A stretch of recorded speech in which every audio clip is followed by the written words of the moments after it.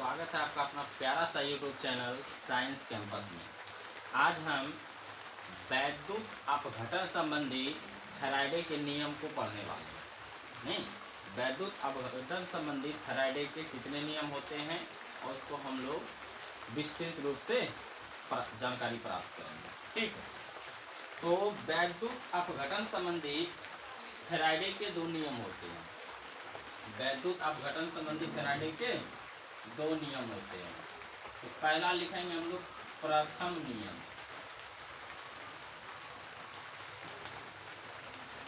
ये लॉन्ग के लिए काफी इंपॉर्टेंट है, ठीक ना, इसको गहराई से हम लोग समझेंगे। ठीक, तो वैद्युत अपघटन संबंधी फैराडे के दो नियम होते हैं। तो प्रथम नियम को हम लोग पढ़ेंगे। ठीक है, तो प्रथम नियम क्या है फैराडे का? फैराडे ने कहा था कि कोई विद्युत अपघटन, मान लेते ये कोई विद्युत अपघटन है, ठीक है ना। ये दो धातु के प्लेट है, ठीक है ना, ये एक धातु के प्लेट और ये एक धातु के प्लेट है, और इसको हम एक बीकर में रख दिए। किसमें रख दिए हैं? इन दो प्लेटों को हम एक बीकर में रख दिए।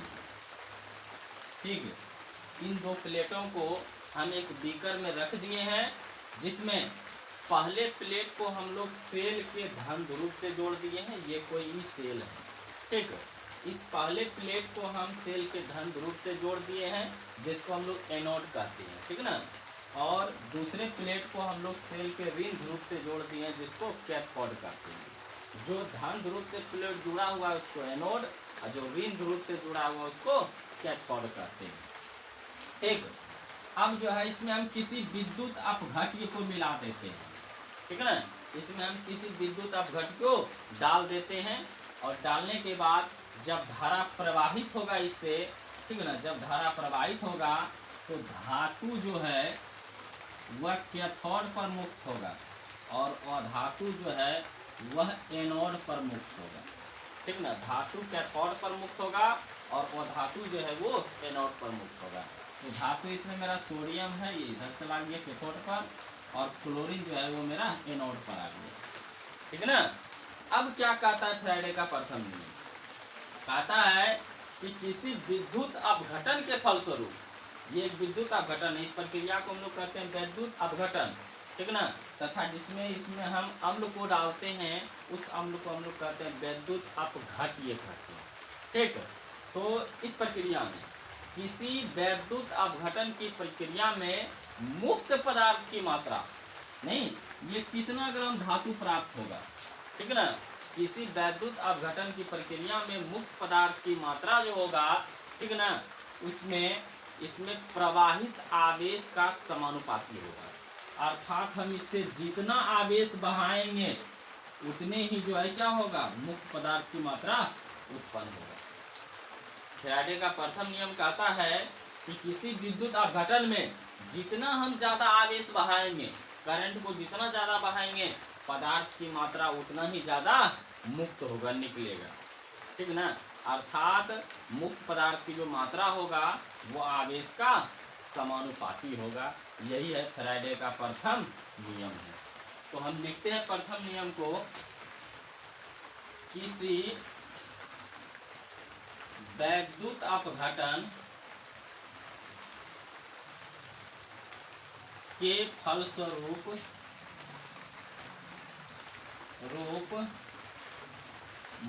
मुक्त पदार्थ की मात्रा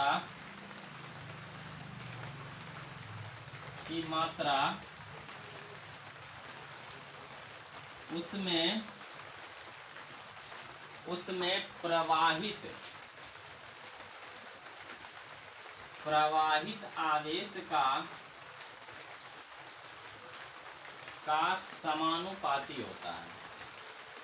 समानुपाती होता है, ठीक ना।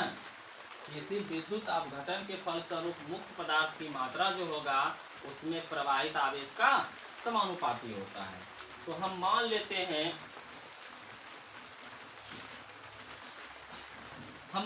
हैं, माना कि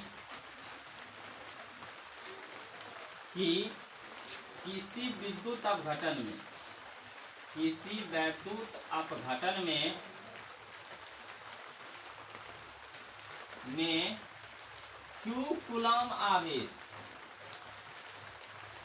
मान लेते हैं इसमें हम Q कूलम आवेश प्रवाहित कर रहे हैं, प्रवाहित करने पर मुक्त पदार्थ की मात्रा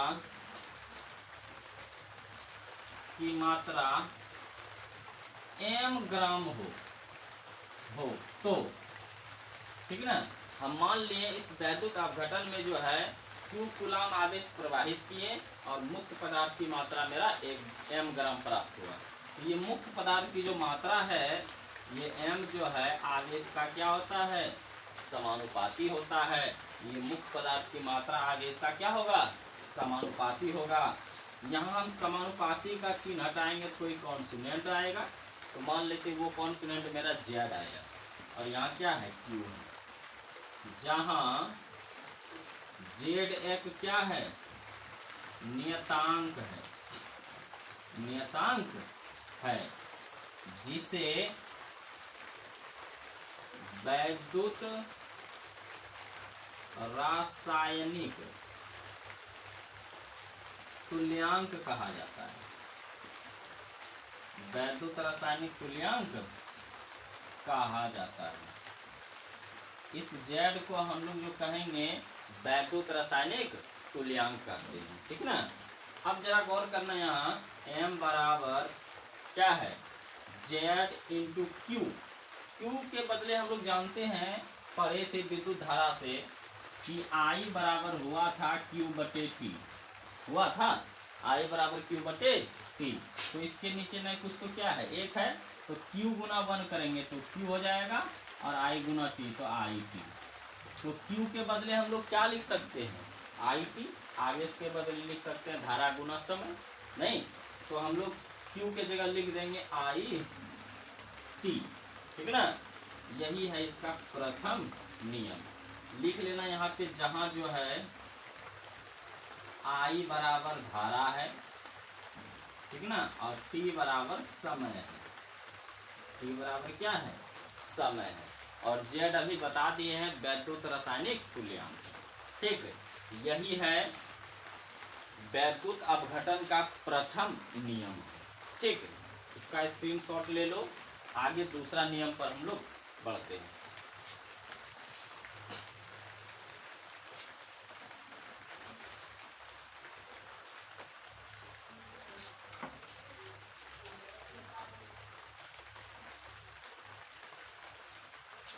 चलो अब हम जो है फैराडे के दूसरे नियम के बारे में पढ़ते हैं। दूसरा नियम, ठीक है ना। फैराडे का दूसरा नियम क्या है, तो फैराडे ने कहा था कि यदि 2 या 2 से अधिक वैद्युत अपघटन श्रेणी क्रम में जुड़ा हुआ है, तो देखो हम बना दिए हैं, एक वैद्युत अपघटन ये है और एक वैद्युत अपघटन ये है, और दोनों जो है श्रेणी क्रम में जुड़ा हुआ है, एक ही वायर में जुड़ा हुआ है, ठीक ना। ये दोनों वैद्युत अपघटन जो है एक ही तार में जुड़ा हुआ है, जिसको हम लोग कहते हैं श्रेणी क्रम। और इनसे जो है दोनों से समान धारा प्रवाहित किया जाए। अगर इससे I हो रहा है प्रवाहित, तो इससे भी कितना होगा, I होगा। क्यों, क्योंकि ये श्रेणी क्रम में जुड़ा हुआ है, ठीक ना। तो दोनों से समान मात्रा में धारा प्रवाहित किया जाए तो मुक्त पदार्थ की जो मात्रा होगा m, वह तुल्यांक भार E के क्या होगा, समानुपाती होगा। दूसरा नियम है फैराडे का, यदि 2 या 2 से अधिक वैद्युत अपघटन श्रेणी क्रम में जुड़ा हुआ हो तथा उनसे हम समान मात्रा में विद्युत धारा प्रवाहित करें, तो मुक्त पदार्थ की जो मात्रा होगा वह तुल्यांक भार E के क्या होगा, समानुपाती होगा। इसी को हम लोग कहते हैं फैराडे का दूसरा नियम।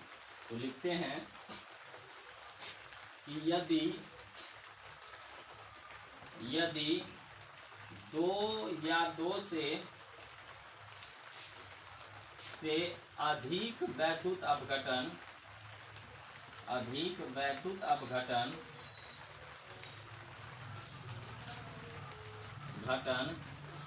श्रेणी क्रम में संयोजित हो श्रेणी क्रम में संयोजित हो तथा इनसे समान मात्रा में धारा प्रवाहित किया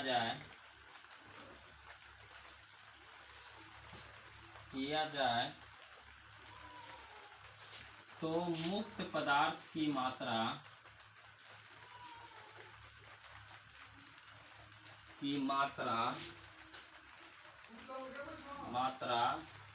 इसके तुल्यांक भार E के समानुपाती होता है।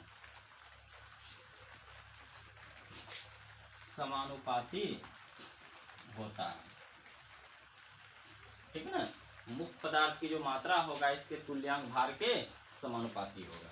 तो हम मान लेते हैं, माना कि दो वैद्युत अपघटन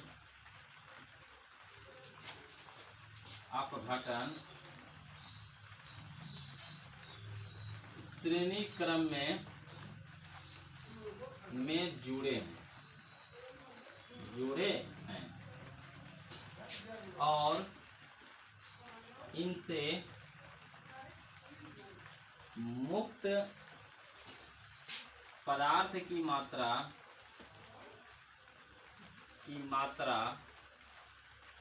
क्रमशः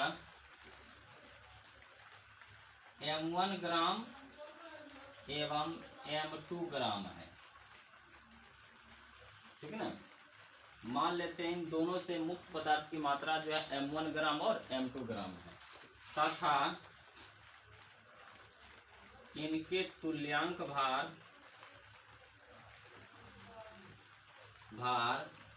E1 एवं E2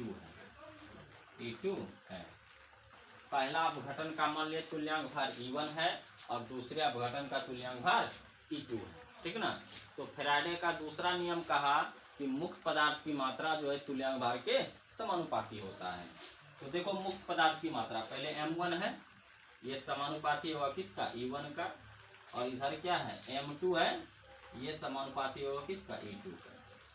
ठीक है ना। मुक्त पदार्थ की मात्रा तुल्यांक भार के समानुपाती होगा।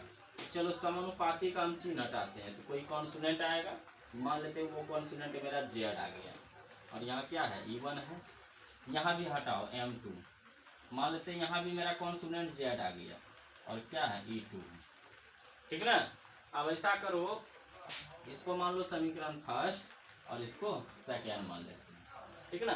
तो फर्स्ट में सेकेंड से भाग दे दो तो हो जाएगा, फर्स्ट में सेकेंड से भाग दे दो तो हो जाएगा M1 बटे LHS को LHS से भाग देंगे, RHS को RHS से भाग देंगे तो M1 बटे कितना हो जाएगा M2 बराबर, यहाँ क्या है ZE1, इधर क्या है ZE2। तो Z क्या हो गया, खत्म हो गया। तो बचा क्या मेरा M1 बटे M2 बराबर E1 बटे E2, E1 बटे E2। इसको मान लो समीकरण 3। ठीक है ना। इसको क्या मान लिए, समीकरण 3 मान लिए। ठीक, आगे इसको मिटाते हैं।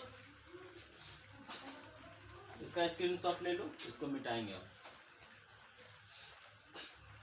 चलो मिटाते हैं इसको।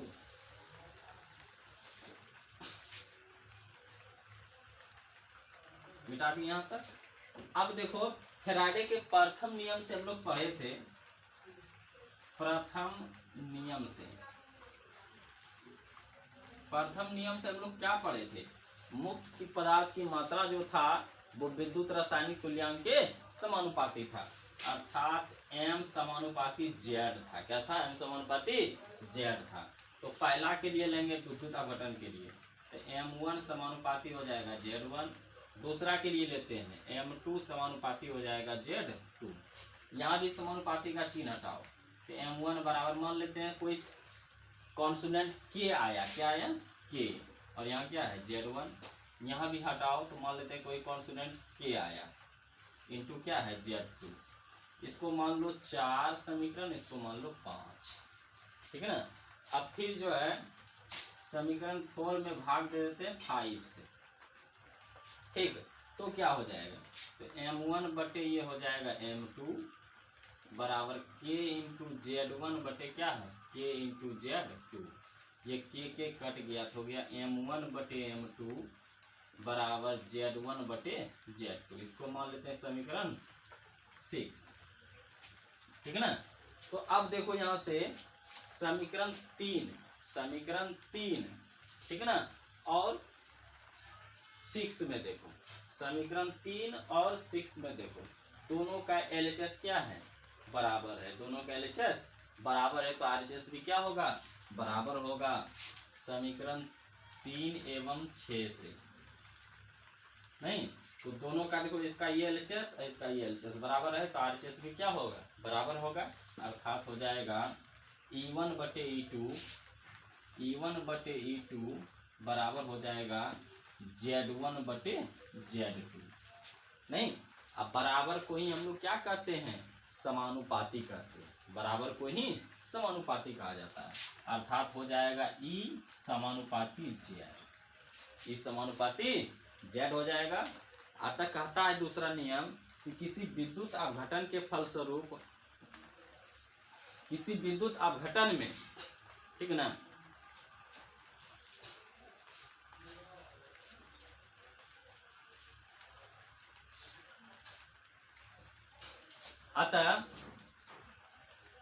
अतः हम लोग यहाँ लिखेंगे, यहाँ मेरा क्या आया, तुल्यांक भार जो है विद्युत रासायनिक तुल्यांक के बराबर हुआ।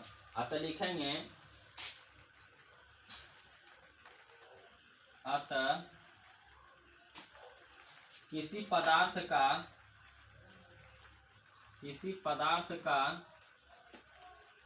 का तुल्यांक भार E जो है, किसी पदार्थ का तुल्यांक भार E जो है विद्युत रासायनिक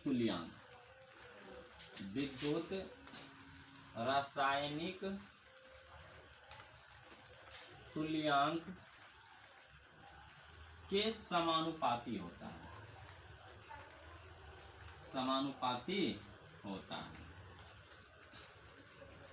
ठीक है ना। अतः इसको हम लिख सकते हैं कि किसी पदार्थ का तुल्यांक भार जो है वह विद्युत रासायनिक तुल्यांक के क्या होगा, समानुपाती होगा। यही है फैराडे का दूसरा नियम, ठीक है ना। इसको आसानी से उतार लो।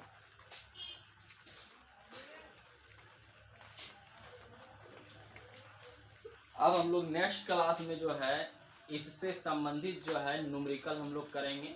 नहीं, फैराडे के प्रथम और द्वितीय नियम पर आधारित जो भी न्यूमेरिकल है उसको हम एक एक करके करेंगे। चलो इसको स्क्रीनशॉट ले लो इसका।